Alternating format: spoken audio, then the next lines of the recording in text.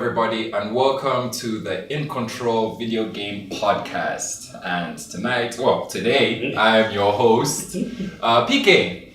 And things may have changed a little bit. Ole did not get work done. This is Daniel. We threw him off a cliff. Yeah. And today I'm also joined by my girl Pam. Say hi to everyone. Hi. Yeah. Yeah, so today is gonna be a little bit different. I got two guests. I'm super excited. So I'm just gonna let it flow. And how have you been? Daniel with InCntrl, you're more like the guy who can just walk into the fridge and just grab something to eat. You're one of them. You're part of the family. I'm that recurring side character. He just like opens the door like, hello, and then you hear the crowd. It's just like, hey, come back. Pam is new to us, and she fit right in. Like 5 minutes in, and she was already part of the crowd. As soon as she was like, I'm a Final Fantasy fan, I was just like, yeah. Apparently that's the keyword, Final Fantasy. Oh yeah, that's the code word. It's the code word. As soon as you knock, like, Throwing spoilers her way, telling her, you suck, this is great, don't do that. Even though the first time we met was at Comic Con. Oh yeah, LSK Con. And you were dressed as who? Ayane from Dead or Alive. Oh yeah, and you had the contacts and everything. Yeah. That's It was fun. It was fun, huh? Yeah. I wish you won that one. Oh yeah, but there was, who was that? The Mandalorian. Oh right.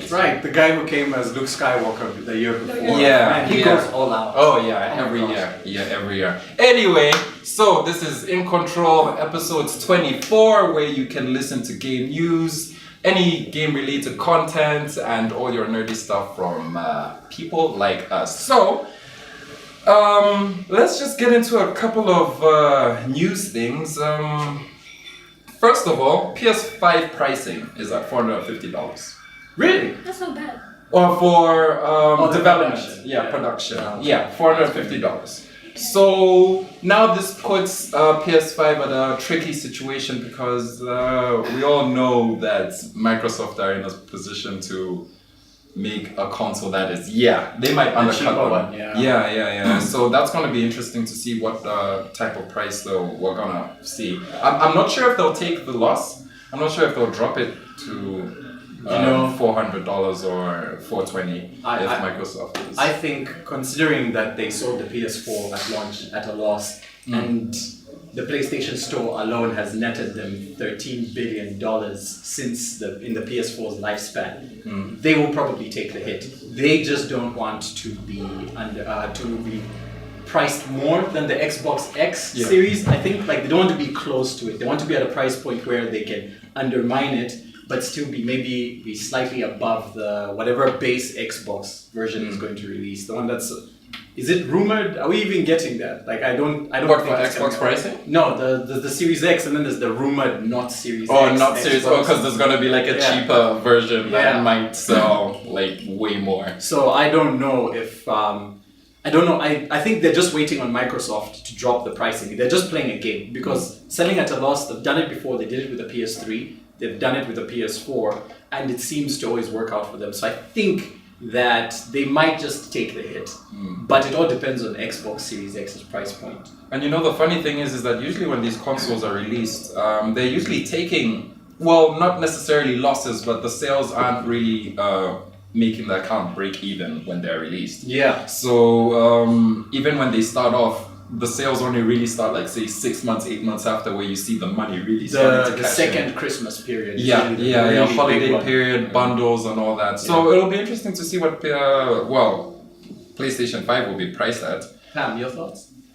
Well, I'm actually just thinking here, $450 is not that bad because I just got my PS4 Pro at $460, I think. Yeah. That came with Call of Duty. So I'm like, that's not bad. That's a nice bundle, right? Yeah. Next gen. Yeah. So we'll see if they're gonna take the loss or if they're gonna be like, look, 400, let's eat it. Microsoft is coming. Well. Can we also talk about the Xbox name? Xbox X Series X. Yeah, they like a lot of X's. Just in case you forgot which game console. Yeah, we're gonna remind you that there is an X here. Moving on to the next one, we're gonna talk about one of the games that we were all heavily anticipating, Anthem. Oh god. Did you ever play Anthem? I have not played Anthem. Did you play? I watched a ton of gameplay, called it was going to fail from day one. Yeah, well, the family at InCntrl were looking forward to Anthem, and it tanked. And now, surprisingly, they're not giving up. In fact, I'm not even sure if it's surprising, because a lot of games have failed. A lot of games as a service have failed, and they've been revamped. Battleborn, Gigantic. Final Fantasy 14. What else? Star Wars. Battlefront. Yes. And the Old Republic. I mean, the online Star Wars. What's it called again? Battlefront. No. The online one. It was a bomb in the beginning, then Knights they of the went free Old to Republic. play. Yes, Knights of the Old Republic. Yeah, that one yeah. was actually revamped. So for them, they think that Anthem can be revived. Can it? I'm not sure. It did You know what? badly. I think it can. It seems the gameplay itself is solid. Like, from what everyone always says, the one positive that always comes out is that the gameplay is solid and the world, when it's not, loading in textures, is actually very beautiful. If they can just get a good gameplay loop, have actual guns that are different, instead of just the same gun with different stats over and over again. And just, maybe revamp the story and show everything that they said they were going to show in the actual game. It might come back, because gamers are fickle. We like hype things, we like the new thing. And if you're going to give us a fight scene where you're flying as Iron Man and this giant walker thing is shooting things down and that's a whole thing, people are going to want to experience that. But if they continue with this safe, Division-esque type of update, it's going to bomb. Everybody loves the looter shooter these days. No, it's not going to work. And on to the last piece, obviously we're not going to dive too much into this, is FF7 remake opening video released recently, and they just threw it in our faces before the game was even released. To be fair, I don't think that I need to see an opening FF video before the game comes out. That's just me. Because it for you guys, just for us oldies. I know. It's just it just got me hyped. Yeah, it just got me hyped, and I jumped out of the seat, and I didn't have the game on my, I get what you mean. Yeah. So there is that. Are you guys excited about FF7? I am actually really excited about it because I've heard Final Fantasy VII is really called the best Final Fantasy that ever was. That's what a lot of people say. But there are varying opinions. And I haven't played it. I tried once, but it was a little bit too dated. So I'm excited to play it on PS. So I'm actually just really anxiously waiting for it. But I haven't seen any of the videos. I usually stay away from stuff I want to play because I want to be surprised with a whole new experience. Yeah, you want to enter fresh. Yes, that's what I usually do. But you, as an oldie, what is your opinion? I am dying from excitement. I am literally counting. Like when they said it's going to be delayed, we were supposed to get a demo, which I saw people playing, and it's just been killing me inside. Like I saw the new combat system, so as an oldie, I remember the turn-based ATB thing. I played it like super hard, beat all the super weapons and everything like that. So seeing the new turn-based system, from what I've seen, it looks really good. So you guys are in for a treat. And the editing. Do you remember those days, like when you used to buy the PlayStation magazines and the demo CD? Yeah. And you play that 1 hour demo like 20 times? Exactly. I feel we would have done that. I would have played it to death, and that's exactly what I'm waiting for. So the combat system looks good. You guys are going to enjoy that. From what I have seen, it seems that they've taken hints from Crisis Core. It was a game. It was a spin-off game for Final Fantasy VII that came out on the PSP. So they've taken some elements from there, and then they've added some of the old school elements and some action pieces here and there. So it looks amazing. Graphically, looks amazing. Story-wise, we're not sure. We're waiting to see what happens. Yeah. I don't think the oldies are going to be happy. At No. first, I feel like totally. it's going to be impossible. You know what? Mm-hmm. Alan can chip in on this with me. From what they've shown in the trailers, we can already see what story beats they have changed. Isn't that right? Yeah. No, it's not bad. All they're doing is adding elements from some of the side games, but it's that they might shit on the mystery of the game because the entire first part of Final Fantasy VII is all about mystery and not knowing what's happening and this dude is killing people, is he back, is he not, stuff like that. But if they go full retard and explain everything in like the first thing, then it kind of kills the second part of the game, which is a big part of like explaining the world outside of the city, why certain characters are important, who these people are, who those people are, and you catch up with a lot of things. So it's a change. It could be something better, but based on why, like you said, many people find it their favorite, it's some of these reasons are included. So it could be good, it could be bad. I've seen some things that have annoyed me. I've seen some inclusions that have made me just go, wow, this is going to be incredible. So until we play it and finish it, we'll have to wait and see. Yeah, and we have like 2 more games if they're going by discs. Well, guys, you have to treat this game like it's its own entity. In the end, the original FF7 was like groundbreaking. So you have to approach this game as it's not gonna break the PS4 world. It's not gonna shake the world the way the original did. You'll be shocked. So it's well, look, it does look like Game of the Year, but I don't want to be too hyped. I just wanna, I wanna walk in there and be like, this is a new game playing on my nostalgia. And I hope it's good. Right, so in this episode we're gonna be talking about characters in video games, the ones that we love mostly during while we're playing games. I'm not sure if we should mention the ones which are really bad because there are probably more of them. But there are very, very good video game characters out there that have made an impact on us because in the end this is a media which you're engaged with for hours and hours on end. So we're going to talk about the characters that mattered most to us, the most memorable. Just feel free. Well, I mean, we'll start with you, Pam. I don't know which blew us. You guys are gonna be like, that was just mentioned, but yes, one of my favorite characters for a video game I actually just finished is in fact Joel from The Last of Us. Oh, that's a good pick. Yes. Good pick. And, The Last of Us came out years ago, and as everybody knows, it made this huge impact. It won so many awards. The story was amazing, and I just finished playing it last month, and I think largely the reason for that is Joel. Yeah. His character is very in depth. He's got this, I wouldn't say that you really feel the kind of situation he's in because, hey, post-apocalyptic world, you can't exactly relate. But he's got this, you really feel what he's feeling. And with the way that the game progresses, when you get to the end, I won't say what happened, but when you get to the end and he makes the decision that he makes, you can't say that doesn't make any sense. You actually completely understand it and say, had he done anything else, it would have been a complete disservice to him. Makes him really feel human. Exactly. You say, Joel, we understand why you did that. Go. Did you enjoy The Last of Us? I actually really loved it. I can say I understand why it won so many awards. It's an amazing game, and I'm anxiously waiting for the second one. I hope it doesn't ruin the entire franchise. Oh no! Have faith in Naughty Dog. Yes, Naughty Dog know what they're doing. One question: did you cry though in that scene? We all know. Okay, to tell you, I cried twice. You even got 2 tears in there.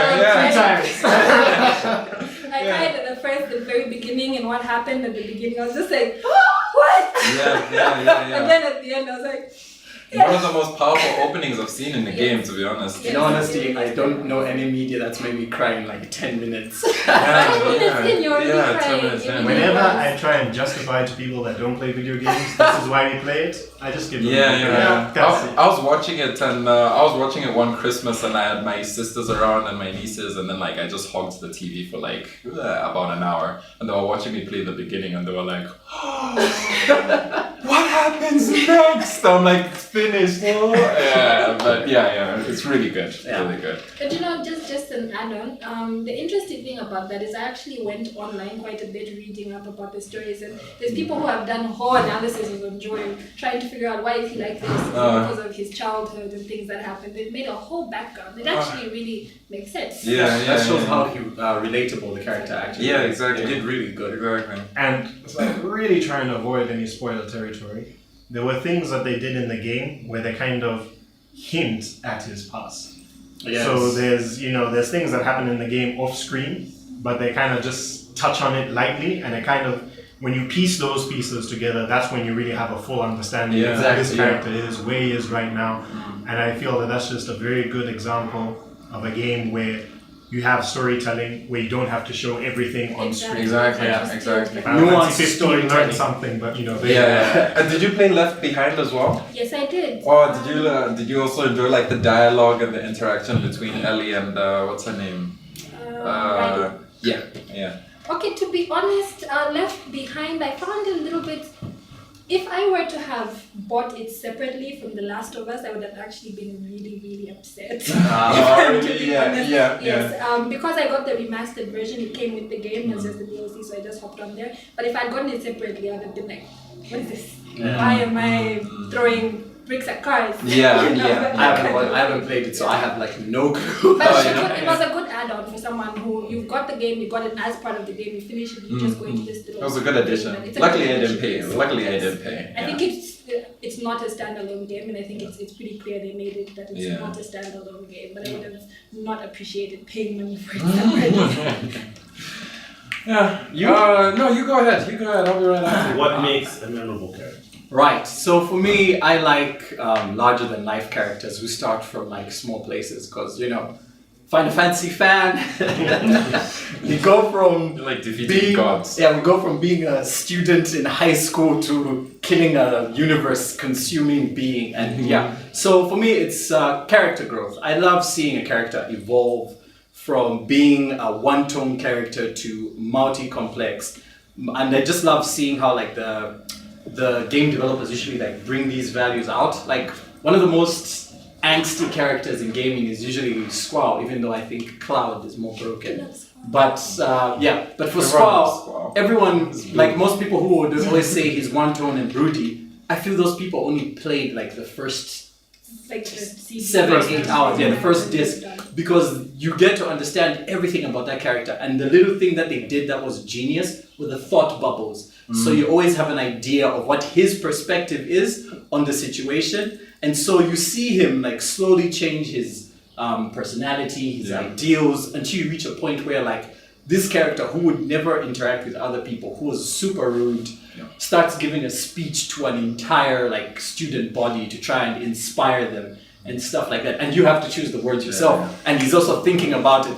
It's like, really, should I say the this? speech that he gave to CD. Yes, when they're about to have the big battle with the other guardian. So things like that just show, and how he like falls for Rinoa. Like initially he thinks she's annoying, and she always pokes at him because he reminds her. Oh, no, wait, how is this supposed to go?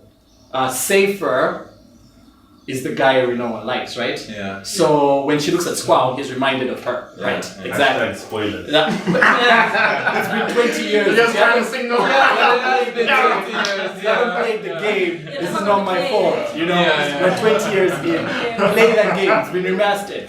But yes, it's not even a big spoiler. That's all disc 1, so we're still. I haven't played. PS4 and PC. How did I not know this? And Xbox. And Xbox. Really? I'm going to buy Switch. Today. But so character growth is a very important thing to me. And another thing is being able for you to relate into a character. One way that I've seen that's usually done well is, believe it or not, the Souls games. Even though you are literally the embodiment of a nobody in every Souls game, your relationship with that world is developed in such a nuanced way that you get so invested in your character and how they affect whatever cycle it is you're going through, because most of the Souls games and Bloodborne games are about this continuing cycle. So you may be a nobody, but in that world you have an effect, and even if it's in tiny ways, you do effect change. And as you play the game, these little things become more and more profound, and characters reference to you. And like we were talking about just earlier with Joel, some things you don't need to be told straight out that, oh, you're a great character, you're angry, you're sad. You just hear characters go like, yes, the mysteries that surround you, death. And you're like, what the hell? And things like that. The mystery of your character, it helps you get super invested in the character, helps you grow with the character, and it helps you see how like you get truly immersed into it. So immersion is what I feel also makes a great game. I swear we need like a weekend where you guys need to teach me how to play Souls games. Because I just can't get like the mechanics. It always feels very very jittery at first, and like just the difficulty of the game itself. I need a good like 9-hour training session. So we don't say jittery, we say deliberate. That's the term. The Souls it's deliberate combat. You don't just swing away. And I just want to add to Daniel's point. Like, he just made me realize something. You know, sometimes we take for granted that the world you're in can be a character in and of itself. Very true. Yeah.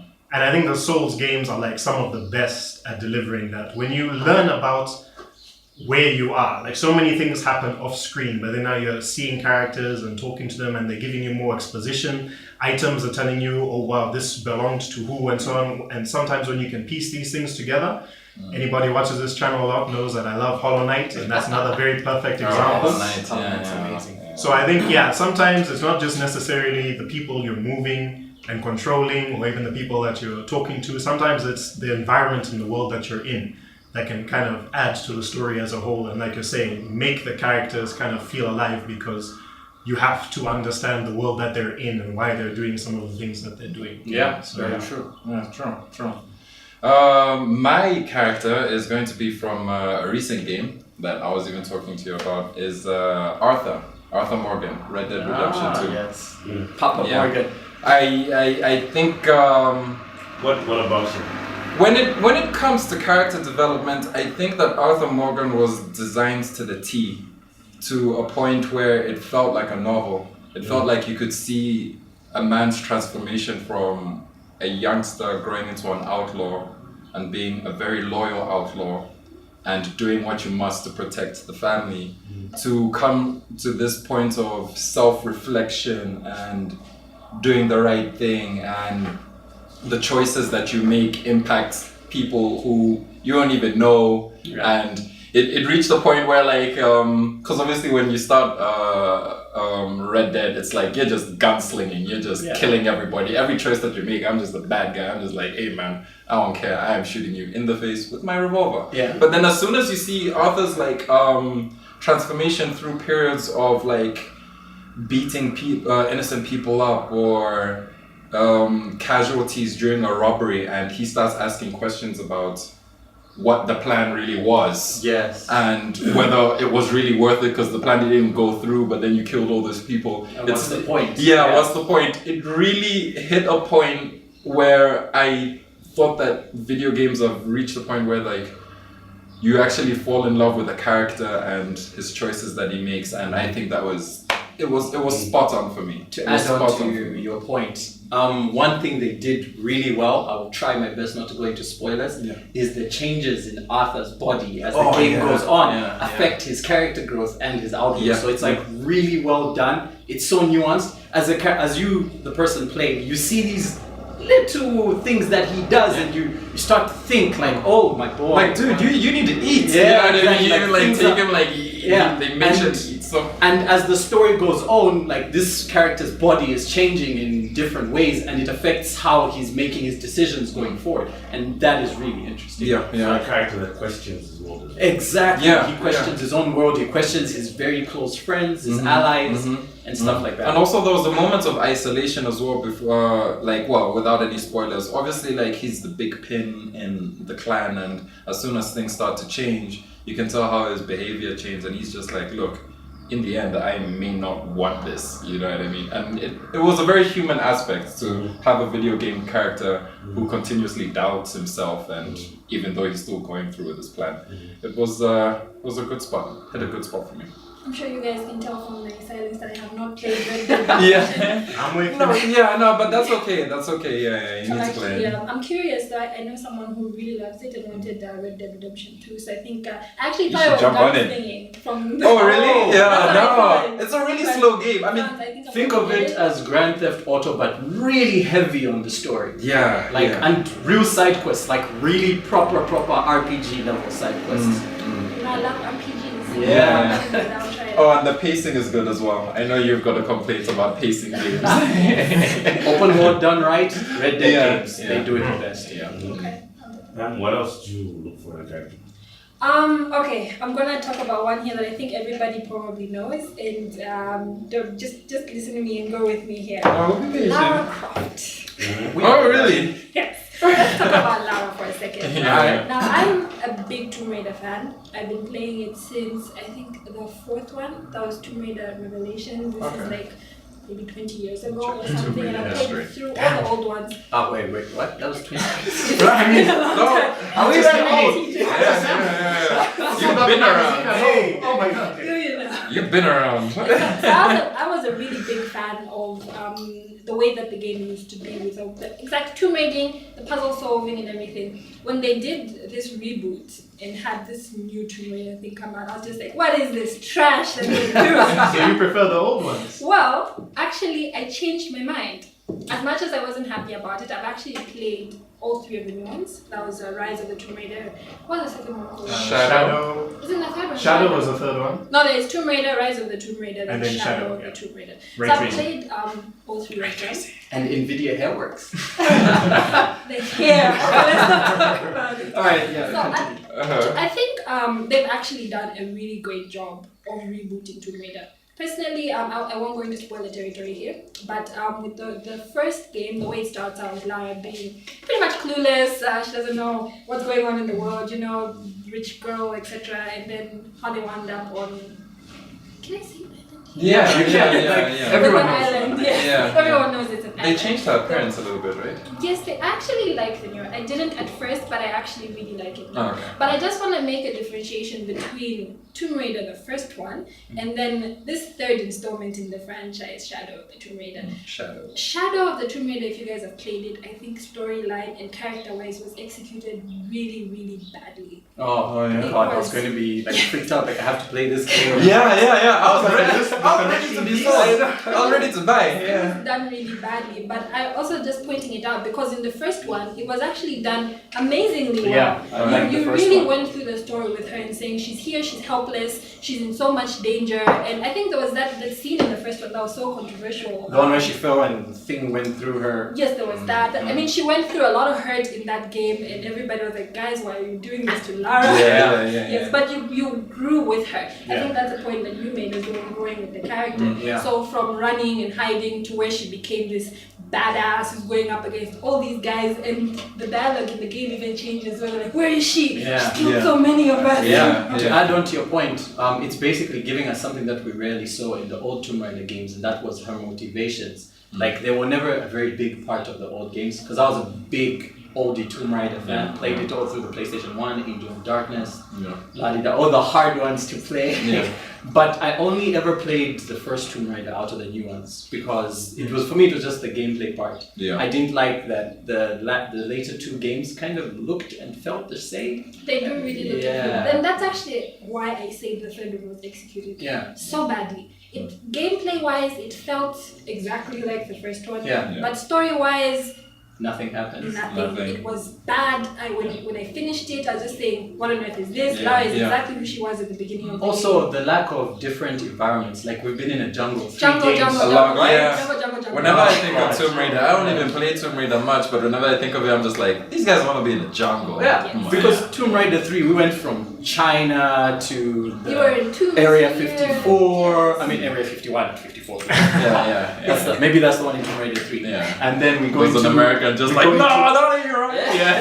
we go into Antarctica, and that was on a PlayStation 1 game. And then Okay. in the new ones, every time they'll show the trailers, I'm just like, but another desert? It's just the same. Although one thing I would give to the last installment, Shadow, this isn't a character thing because, like I said, character-wise it was just really bad.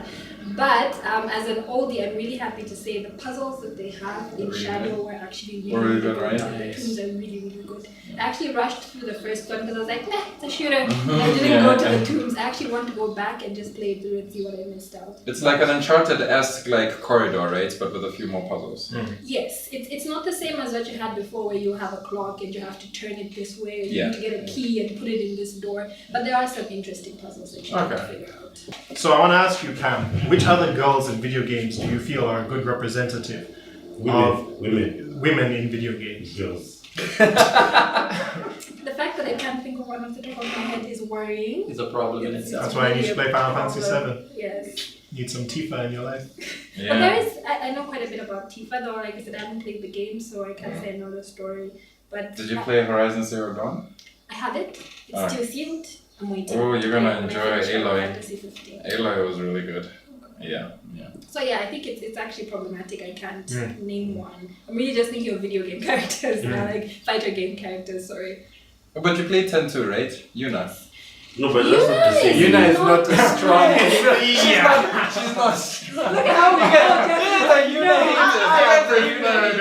I'm sure Yuna was okay in 10-2. From what I've heard about 10, it's like Yuna just didn't know who she was anymore. You are actually absolutely right. She was trying to figure out who she was. Basically, she had this role imposed upon her, which is a decent story in and of itself. Like for her character story, it's pretty good. So she gets a role imposed upon her, and for most of the time, she's going through the motions. And Tidus's whole shtick is that you have to think for yourself. You can't just accept. People say, this is going to happen to you, and you're like, yes, because I'm the summoner, I'm going to go through. And so you see her grow from being that very accepting character of whatever fate is bestowed upon her by people to like, all right, I want to be strong, I want to make my own damn choices. I don't want that person to die, I don't want that person to die. I want to wear booty shorts. I want to wear booty shorts. I want a gun. I want a gun. Give me a gun.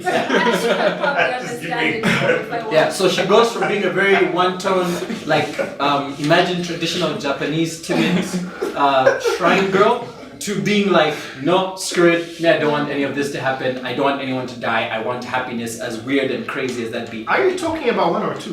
One. Yeah, you're talking about the first one. I And think I would like Yuna 10 more than I liked Yuna 10. Yeah, you should play 10, yeah. There's a term for it, but her story throughout the whole thing is the difference between a character where the environment is shaping who you are and you shaping your environment. Yeah. She is the perfect example of the transition from the first to the second. Yeah. This is avoiding as much spoiler territory as possible, but she goes from a person where things are happening to her And to where she is the one now changing things around her. Yeah, And so- that's a very good example. Yeah, so I play 10-2 as well, she's pretty in there. Because there, her objective, she only has one goal. Yeah. I mean, That's a Oh, problem. what's her objective? Oh. No, I can't tell you. Oh, okay. Just know it was a Like, step what is backwards. I was thinking about something I also like in terms of characters. And I think, in essence, if you think about like video games and movies to some extent as well, there's an element of escapism. Yes. So for me, there are not many of these characters, but characters that you can escape reality with, in the sense of, okay, outside the boundaries of the civilized world, real life. Kratos. Not really, he's nuts, but but like I was thinking in terms of like characters where what would you do if you had this amount of power? So normally in stories you have someone that gets a lot of power and then they have to be responsible and do the right thing. But then there's the other side. Like what would you do if you had power? I have the perfect And there's a game on PS3, I can't remember. prototype. The very few Yeah. characters like that where Yeah. you see a character and they're not necessarily the good guy Or the bad or the guy. bad guy, but they're just like, look, if I woke up and I could fly tomorrow, I wouldn't be trying to negotiate how to, stop the coronavirus. Yeah. I'll be flying around, I'll be doing reckless things, you know what I mean? The innate escapism and selfishness of being a person. Yeah, so sometimes it's also nice to play a character where like, yo, if like you can kind of relate, like if I had that much power, would I be saving kittens or helping old ladies? Or would I be chilling? Or would I be like just fucking shit up for lack of a better term? Man, I'd be like, yo, let me just. I wouldn't say to that though. I actually preferred Prototype's competition on the PlayStation. What was that one called where you got the electric powers? Infamous. Infamous. I actually preferred Infamous. Ah, you're right. Second Son was Yeah, so that good. was brilliant. So I You know the problem I Yeah. have with someone like an Infamous is that there it's too black and white. I agree. That's Yes. I was actually going to point that out. In Prototype, it's not as black and white because you wake up. Alex Mercer is the name of the protagonist. You wake up completely lost. First off, you accidentally kill like the first person you interact with, and that's just straight. And he's freaking out. He's like, "Holy cow! I just killed this person," and he's sucking up the thoughts and stuff. And as the game goes on, he starts to discover these things. But because of what's been done to him, Alex Mercer is no longer a person. He's no longer a human being. He can't relate anymore because every time he consumes a person, he makes them a part of himself, and he innately changes what he used to be, and he's no longer himself. So you go through this journey with him of discovering that he's who he is or who he was, into realizing that, wait, but that's not me. I am completely someone else. And that's when like the game, and the game is like really free, and like it makes sure it understands that no matter how many people you kill, it's within the realm of what the character would do. I completely agree. Shades of Grey are usually good. The Witcher 3, outside of the main story, the side quests also push the Shades of Grey really well. Like the whole escapism, you making a choice on your own and stuff like that. One game, I don't know if you guys have played it before, was Black and White, ironically enough. Yeah, that was one of my... It was a game where you play a god. Oh. Yeah. Had one of the best pest systems I've ever seen implemented in any game. So you're basically a deity, and the only representation of you is like this hand, that's the cursor. And hand of God. At the hand of God, literally. And your goal is to have people worship you. And you can either be a malevolent, cruel god who makes people worship you through fear and like strife, but then you know if you kill too many people, there's not enough people to worship you, so you have less power. Or you could be a kind god who showers miracles and whatever, but if you do too much of that, you make the people complacent because they're like, God's going to do it. I don't need to work. So you would have all these things, and then you would get this pet that was a representation of your karma system. And depending on how you were, like sounds really good. Evil or good, it's on PC, bro. It's on PC. Like, depending on how your karmic meter is going, your pet would get like features. One cool thing you could do, you could be an evil god but have a benevolent pet. Oh. Yeah, so like your pet could always help people, and then you could just be like this guy who brings disaster, and the pet would come and save, and you'd create this weird cycle of stuff. So that is one of the ultimate forms of escapism I've ever seen. And can I add to that? This, I think Black and White 2 came out in 99 or 2000. Yeah, I think 2000. So you think about the size of video games back then. Yeah. Just the AI for your pet alone could take up 1 gigabyte of space. Yeah. Doesn't sound like much today, but back then that was so big. Because like Daniel's saying, based on the early things you do, I think like I played Black and White 2, you could pick between a wolf, a tiger, I think a turtle was in one, but based on your early decisions, it's like a real pet. It starts to pick up on certain cues. Yeah. Okay, so when the people are building a wall, let me assist with building a wall. If we don't have grain, let me help with grain. So you could do certain things initially. The AI is strong in It's brilliant. And later on, like Daniel said, you could become a dick, but the things that you've instilled in your pet, it's continuing doing its own thing. And that was very impressive. And like it was basically like creating a character. And you're leaving them to do their own thing. One of the things to add on was that when you get the pet, for example, each pet had its own base natures. So if you get a tiger, for example, if the tiger gets hungry, it's prone to eating people. So you teach it that eating people is bad. So you smack it. Yeah, it's like and then it's like just smack a tiger. So like you see it pick up a person and it looks around all guilty and you're like, no, bad tiger, and it puts them down and like it learns. Oh yeah, there was a cow. I remember. Yeah, and then also pooping in the grain fields is bad. I'm wondering what would happen if you instill like cruel tendencies in your pet. It would go out and attack people. Oh, it's a cool thing. There were other villages where your influence, you want to extend your influence, and your influence is affected by how much people believe in you. So if you have a tyrannical beast, you can tell it to always go there, but if like they stop believing, you can bring it along, and they'll pray for you to come save them, and you move it away. However, like when you reach a new village, no one's heard about you, no one knows you. So what do? You send your giant beast of a pet who just comes and destroys everything. You just come and say, oh no, rain, sunshine. That's so problematic. Yeah, but it really made you feel like a god. Like you've got no bound of morals. You have your one condition of being, I want to extend my influence. And there's other gods, and they have their own pets. And it's now a matter. Exactly. And you just want to, it really like plays on your cycle. Do you want to be this kind of god? Do you want to be that kind of god? Or are you just a great dude who goes like, okay, in this situation, it's crazy. Pet, eat that guy. Even Lionsgate Studios were escapism. I was gonna talk about who you mentioned, Kratos. Kratos, from all the God of Wars that I've played through PlayStation, once we met the Kratos in God of War on PS4, it just changed everything for me. It changed the whole perspective of the character because you guys have played God of War? Yeah. You haven't.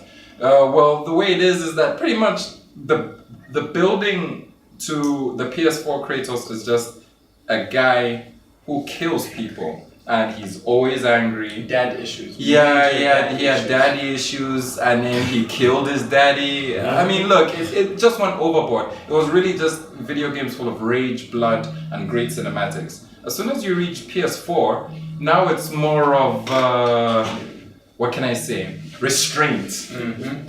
Every time he was about to get angry with Atreus, it's like he always had to hold himself back and be like, oh, no.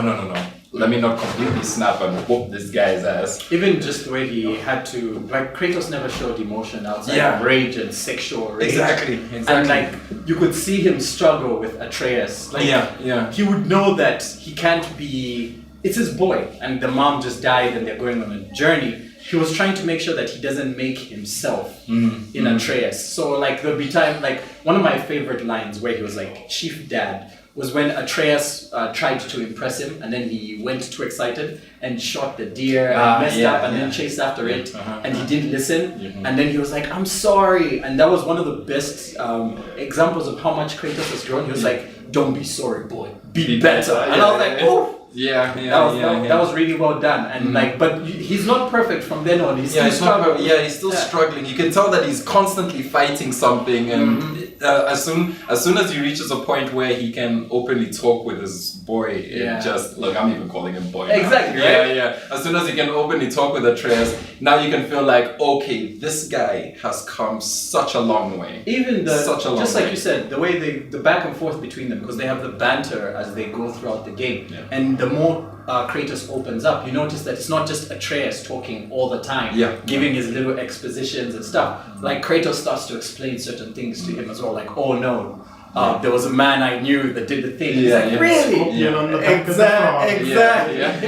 Things like that. And it's really nice to see that. I remember, I think the first time we get the canoe, that's one of the times where like he starts to really talk to his son. Starts telling stories. It was really cool. So things like that. Yeah, I think Kratos, Just to go a little political with your point, I think Kratos throughout his whole saga is the perfect example of some of the issues that men face. True. In the sense of, you're supposed to have this image of like being strong, being capable, and so on.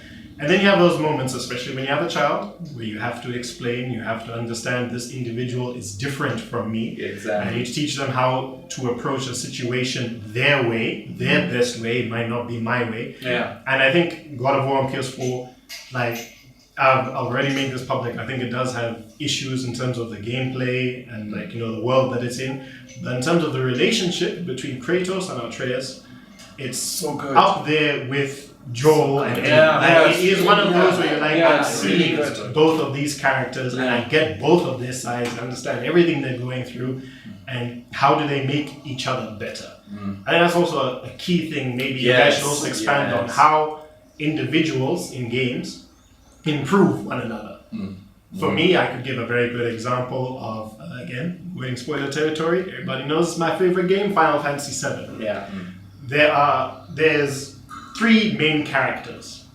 Not gonna say who. I'm not gonna say who. I'm not gonna go into it. But they each kind of bring something out of one another. Maybe one is a little bit more reserved. Be a bit more carefree and open.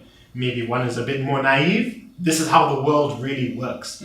One is kind of like in distraught. That little like safe space. Kind of understand this is the situation that's going on. And throughout the whole journey, they kind of, whatever growth they have, it's because of the other character. That kind of spurs that thing on. You know what's funny? He might just be trying to save you all, but even the main villain helps the characters grow in a way. In so many ways. I think let's do this. Between the 3 of you, which villain has stood out for you, whether it be in terms of story, gameplay mechanics, and I think Final Fantasy VII's villain stands out the test of time because of the gameplay mechanics. There are times where you're like, you know what? This is the difference between me and them. So like you'll have a section where you've got a boss that is just completely insurmountable, and you have to bypass it by certain means. And then when you do, you see another version of that boss completely obliterated, like just absolutely destroyed. And it kind of shows you the difference between you and that villain. Like, you've even got a group, you've got a party, like you can help each other. That is one person that has taken down that thing that you just simply cannot beat. So even from an early state, it kind of puts you in that position of, it's me versus him, and this is the level difference that I've got to overcome. So every time you encounter them, it kind of re-emphasizes that point. So by the time you come to, towards the end of the game, final confrontations, if you do manage to beat the villain, it's kind of like a very euphoric experience. It's just like, wow, I actually did that. Yeah, that's my insurmountable villains. Yeah, exactly. Yeah, I dig it.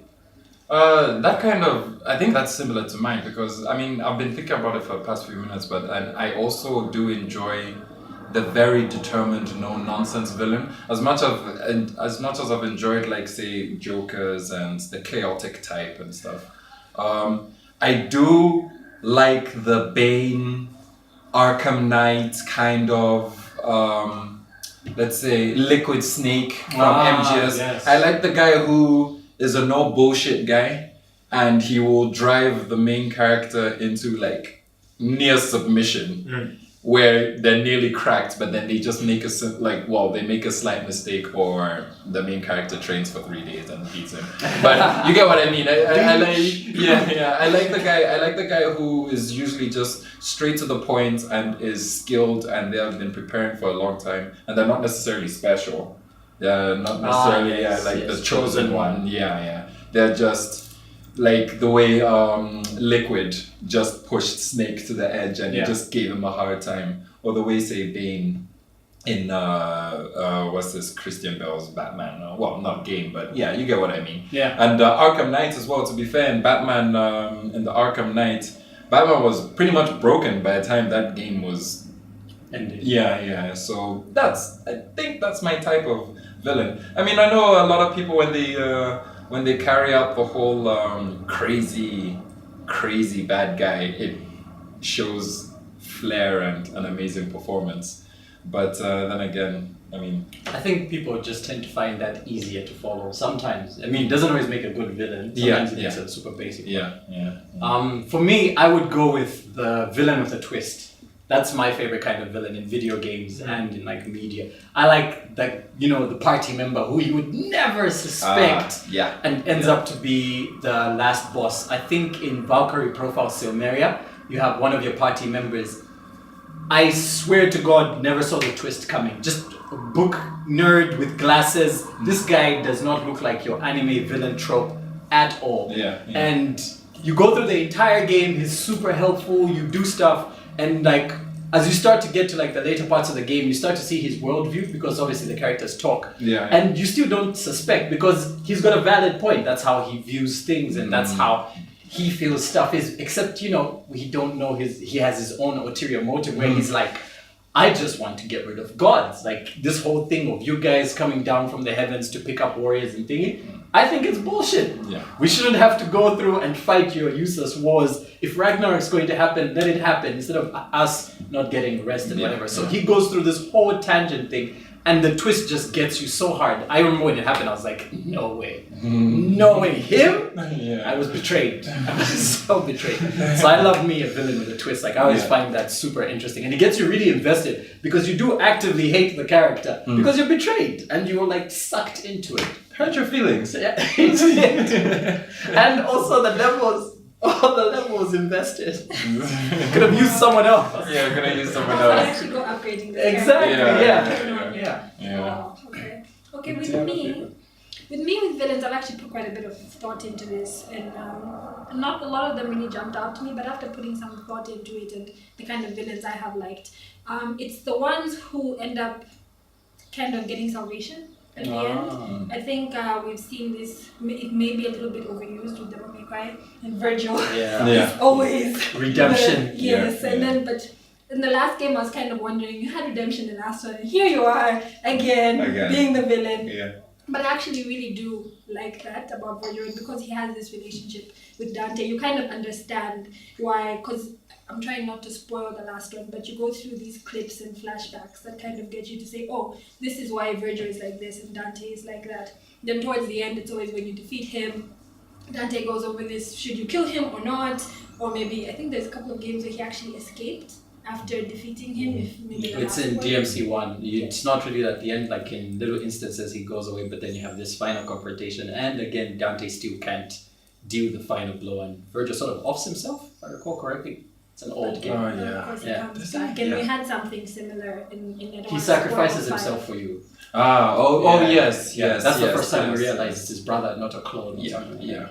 And I think a similar villain was actually in, Daniel, you correct me if I'm wrong with this one because it's been years, but Final Fantasy VIII in Ultimation. Yeah. We had this thing where she was the mega villain, then the thing with Noah came in. I remember later on she was kind of on our side, so I can't remember the details of it. It's a mix between Adia being made out to be like this super bad guy, then you find out she's being controlled, and then when you go into details with Automata, there's this little aspect of her where some of the story beats make it sound like she is the way she is because of how she was treated in the future. Like it seems in the future, sorceresses were treated super badly, and like it just made her into this tyrant type of thing. Even in the Dissidia games, that's expanded upon because she little quips and things she says kind of hint at the character being more in depth than what we got in the game. But I see your point. Yeah, and I also like that I know we've talked about Final Fantasy so much. We're clearly a bunch of Bunch of fanboys. But Final Fantasy, I think hands down, does have the best villains. There's always, and they spend a lot of time. There's always a lot of depth to them.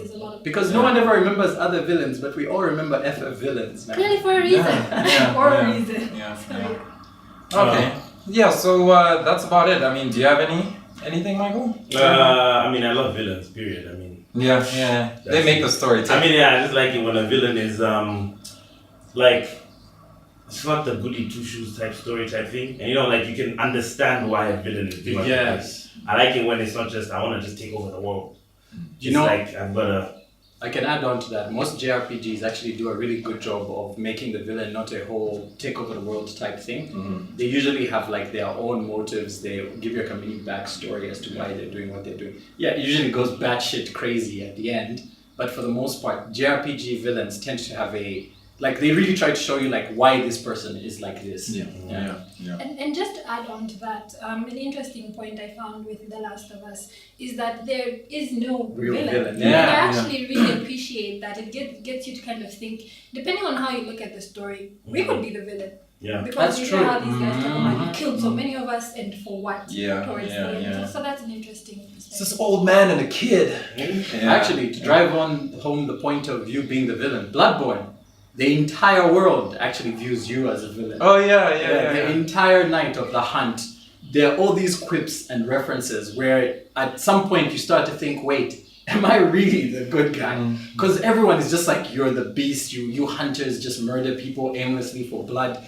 And there is one bad guy in particular, what's it called again? The beggar. He's like this dude you find huddled over corpses and stuff in the forest. And so when you attack him, it's like, oh, you scared me there for a second. I thought you were one of the beasts. So if you attack him again, he transforms into like this werewolf thing. And he's one of the first beasts that can actually talk. And so he's like, you're calling me a beast, mate. You're the monster. And he says all sorts of things to you that when the fight is done, you're kind of thinking like, but why was he so adamant though? Bloodborne is a very selfish game. Like everyone is doing things for themselves. There's a guy called Jura. You go into the second part of Yarnam, the old Yarnam, which was burnt down because they tried to purge the beasts. And this dude is there like, dude, when you come in, he yells from a distance. It's like, yo, leave. I'm protecting the people here. We just need to keep them alive till the night passes. Just go about your way. And as the hunter, you're like, nah, city full of beasts. Gotta slaughter everything. And you end up killing Jura. And at some point, kind of feels like, are you really the good guy though? Like, what are you doing? I get you questioning. Like, am I really the good guy here, or maybe I've got it twisted? The best example of that is Silent Hill 2. You know? Yeah. I would never touch Silent Hill with a 10-foot pole. There's that other shooter game. I always forget the name. I never personally played it, but I hear so many people talk about it, where you even find people get gassed with white phosphorus. Oh, the one that caused a whole bunch of controversy. The one that shows Yeah. the horrors of war. Yeah. It came out in the 360 era. Yeah, so you're No basically hope just getting... No. I always forget the name. Yeah, I don't know. We'll Yeah. run a screenshot. Yeah. But as in where you get That game. That game. where you're given orders, like with a video game. Oh yeah, I've thought of another example. But with a video game where it kind of gives you instructions in the way of like tutorials or like, oh, this is where you need to go now. And you just kind of take it because this is how games work. But then when you take a step back and it's like, oh, but for real, why was I taking that order though? Yeah. Why was I? Yeah. It fits into a video game mold, but then now, it kind of breaks that trope. Bioshock. But there's all sort of things where it's like, wow, for real. Like, I you think- just assume you're the hero, but sometimes... To add on to that same game I think has a scene where you walk through a I don't know if like a place was bombed and then White like phosphorus, and then like you're walking through and you're seeing the charred corpses and it like affects the characters really bad. Oh, You yeah. literally see a mother holding her child that she's gotten burnt from the side. Yeah, like it was Oh, super controversial at the time. It's super interesting out then. Yeah. So games where you become the villain, mad interesting. Yeah, that's actually That sounds good. Alright, people, so I think that about wraps it up for episode 24. I've really enjoyed this one. It's always a pleasure, Daniel. And with our newfound friend Pam. And you're always welcome, obviously. And thanks for watching, guys. And then we'll get back to you for the next episode. Bye now.